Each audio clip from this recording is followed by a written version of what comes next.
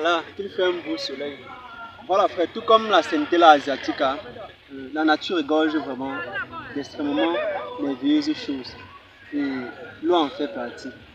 Nous sommes ici au lac de Tchang et vous pouvez déjà voir l'aspect calmant que l'eau peut apporter à un esprit un peu attristé.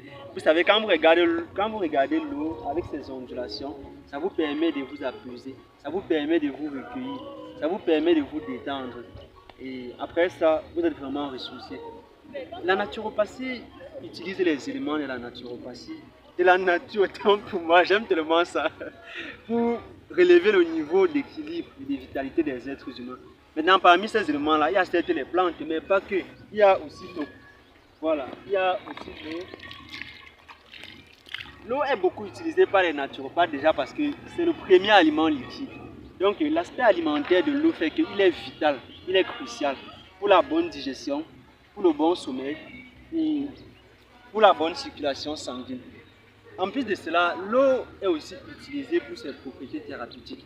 Il y a des jeûnes d'eau par exemple. Lorsqu'on fait un jeûne d'eau, ça permet de nettoyer le corps des acides, ça permet d'hydrater la circulation et ça permet de relancer le système lymphatique. Maintenant aussi, on utilise l'eau sous la forme des bains de pied. Généralement, vous allez voir que vous avez des crampes de manière récurrente par exemple. Vous allez voir que vous avez une insuffisance circulatoire au niveau de la plante des pieds, que vous avez une plante des pieds légèrement humide ou même extrêmement. En faisant des bains de pieds, que ce soit chaud ou que ce soit froid, cela permet de booster, de stimuler la circulation sanguine. Et ça, c'est entre autres les multiples usages qu'on peut avoir de l'eau dans son aspect thérapeutique. Merci. Mais monsieur Moafo, oui? On dit souvent que ce verset de l'eau purifie. Ça veut dire quoi? Ce verset de l'eau purifie? Oui, des fois on demande souvent de souvent se laver pour souvent retirer les ondes négatives. Tu vois, quand tu es fâché, des fois même quand on nous fouettait à la maison, hein, oui. On finit de te fouetter comme ça, on te dit que allez vous laver. En réalité, après avoir fini de prendre son bain, on se sentait un peu mieux.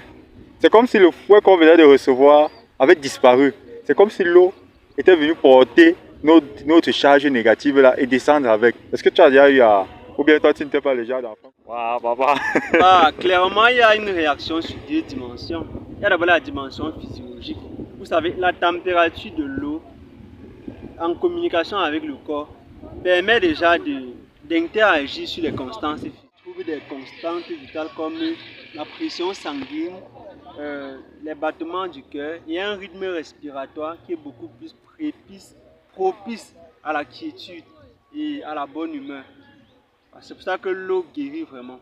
Et si cette eau-là, elle est fraîche, si elle est potable, ça fait donc que le corps va absorber cette eau-là. La peau va absorber cette eau-là. Et en absorbant cette eau, on va se retrouver beaucoup plus rafraîchi, beaucoup plus réénergisé et on aura une tonicité après le bain. Voilà, c'est ce que je peux dire maintenant. Quoi l'hydrothérapie, boss? L'hydrothérapie, c'est cette approche-là qui consiste à utiliser l'eau pour soigner. Donc on étudie dans quelles conditions et sous quelle posologie est-ce qu'en prenant l'eau, on peut guérir ou bien aider à guérir un problème de santé. D'accord. Et les hydrothérapies sont généralement utilisées pour détoxifier l'organisme. Ah, ok. C'est-à-dire quand vous prenez une eau alcaline, parce qu'il y a cette notion d'eau alcaline. Aujourd'hui, les choses qui nous rendent les plus malades, ce sont les choses acides. Nous avons généralement un mode de vie constitué d'éléments super acidifiants qu'on peut recueillir dans la pollution de l'air, dans l'alimentation ou bien même dans notre propre stress. Après de longs moments de travail non compensés par un repos et une alimentation équilibrée. Maintenant, lorsqu'on consomme une eau alcaline, l'eau alcaline là, c'est cette eau qui est légère, pour parler simplement. C'est cette eau qui est légère, ce qui fait donc que notre corps l'absorbe jusqu'à dans ses unités les plus petites. Et les unités les plus petites sont les cellules. Ça veut dire que c'est une eau qui a la capacité de pénétrer dans les profondeurs de notre corps. Et lorsqu'elle pénètre comme ça, là, elle permet de retirer la route, de retirer les résidus de cortisol, des hormones de stress qui allaient entraîner notre vieillissement et affaiblir le système immunitaire et que la maladie vienne s'installer. Donc l'eau, lorsqu'elle est alcaline, et ça c'est une eau qu'on choisit à niveau thérapeutique, permet justement de ces maladies-là. Donc, l'utilisation de l'eau dans le cadre préventif de la santé est d'une importance capitale. Est-ce que tu peux essayer de démontrer ou alors de dire le mécanisme de consommation de cette eau-là pour apporter donc satisfaction à notre être? Je vais prendre un exemple. Par exemple, quand on dit qu'il faut boire 1,5 litre d'eau par jour, certaines personnes vont se placer et vont dire bon, je vais boire 1,5 litre d'eau par jour. Boum! Il tombe sur son bidon ou bien sur son récipient d'1,5 litre et il coupe ça en 2 tranches ou en 3 tranches. Kip. Il dit bon, j'ai bu mes 1,5 litre d'eau par jour, j'ai atteint le niveau d'eau que je devais consommer la journée. C'est bon, on se reprend demain. Est-ce que c'est intéressant? Couper en 2 tranches comme ça, là, ce n'est pas intéressant et ce n'est pas optimal non plus.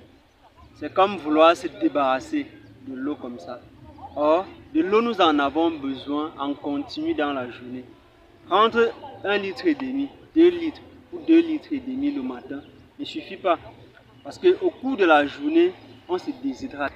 Et lorsqu'on se réshydrate, il faut relancer le système en buvant de l'eau.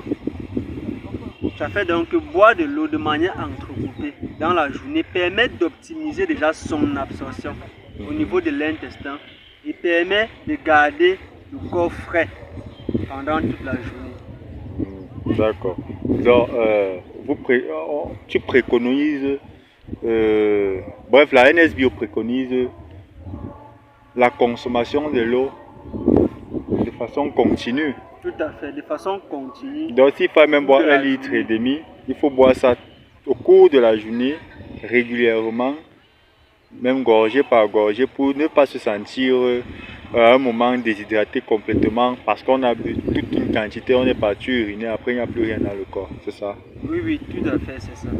Ok, merci monsieur Moafo. En tout cas, je pense que nos partenaires qui vont regarder cette vidéo seront un peu outillés parce que nous ne pouvons pas dire que nous allons très largement les outiller. Je pense que s'ils ont besoin des informations supplémentaires, ils n'ont qu'à nous contacter via nos différentes plateformes WhatsApp, Facebook, Instagram, LinkedIn ou alors même commenter nos plateformes YouTube. Nous allons pouvoir les retracer.